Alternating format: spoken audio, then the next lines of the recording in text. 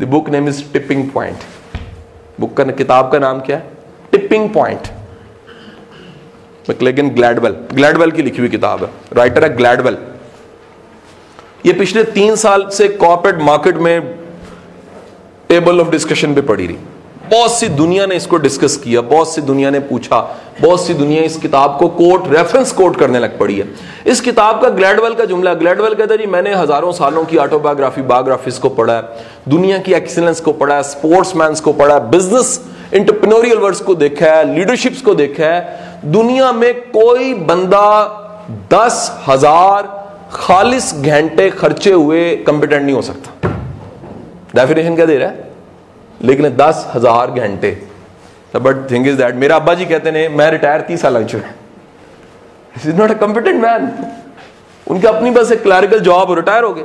आपको सैकड़ों मिलेंगे जिनकी सर्विस 25-30 साल है। जरा इसको कन्वर्ट करें, 10,000 घंटों को सालों में कन्वर्ट करें 1 मिनट के अंदर, जल्दी से कैलकुलेशन करें, बताएं कितने साल बनते हैं?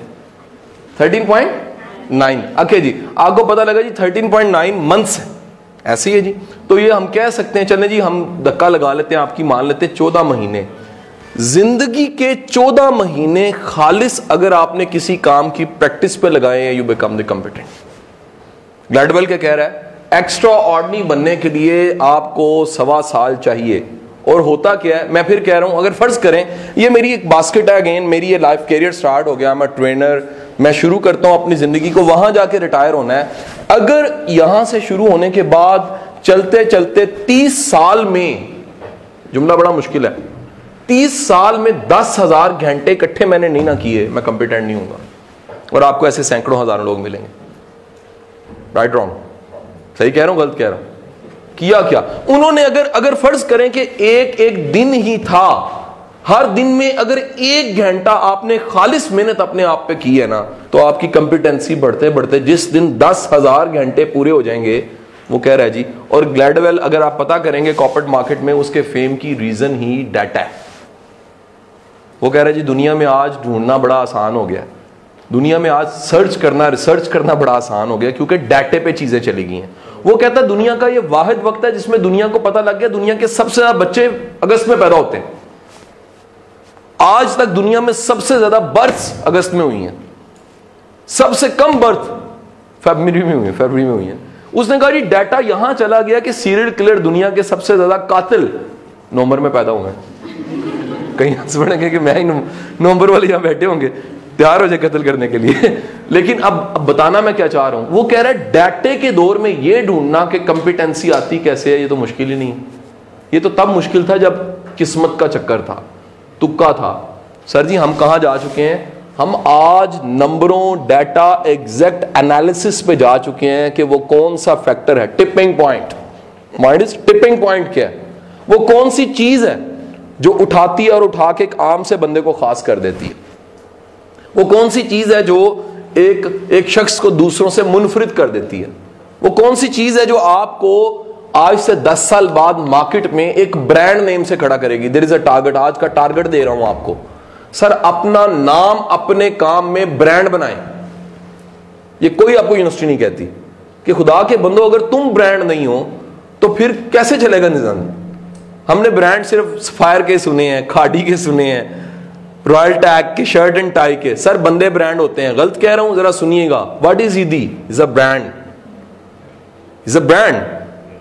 Nelson Mandela is a brand, Tipu Sultan is a brand name. एक नाम पूरी शख्सियत सामने आती है। उमर फारूक रजी अल्लाह ताला, इट्स अ ब्रांड। दुनिया का अदल सारा एक तरफ, आपका अदल जो सा उसकी मिसालें हैं। दुनिया में अदल की किताबों में आपका नाम कोट किया जाता है। सो गुजारिश ये है कि जब आप अपनी कंपिटेंसी की वजह से ब्रांड बनते हैं तो ये सक्सेस है। And there is a fame. Fame is not a brand, fame is not a brand. Fame brand नहीं होता जी, क्योंकि वो कंपिटेंसी पे बेस नहीं करता, वो किसी और चीज पे बेस करता। फॉर एग्जाम्पल अगर मैं किसी मॉडल एंकर का नाम लूं, मुनासिब नहीं है, फेमस बहुत होगी, बच्चा बच्चा जानता होगा, लेकिन रिस्पेक्ट नहीं है, रिगार्ड नहीं है, फीलिंग कोई अच्छी नहीं है। ब्रांड मीन कि आपके नाम के साथ कोई अच्छी फीलिंग आती है। If I will say Steve jobs, it's a brand. It's a brand. क्यों ब्रांड है जी? अपनी कंपिटेंसी की वजह से। और कंपिटेंसी का म्यार क्या है? जिस दिन उसकी टीम एप्पल बना के लाई थी ना, उसने पता क्या किया था? उसने पानी के ग्लास में डाल दिया था। जरा लेवल चेक करें कंपिटेंट होने का। अपनी टीम को चेक कैसे कर रहा है, वो नहीं देख रहा कि क्या बनाया किस तरह, पानी में डाल दिया और बुलबुले निकले। उसने कहा ले जाओ नया बना के लाओ, स्पेस अभी भी मौजूद है इसमें।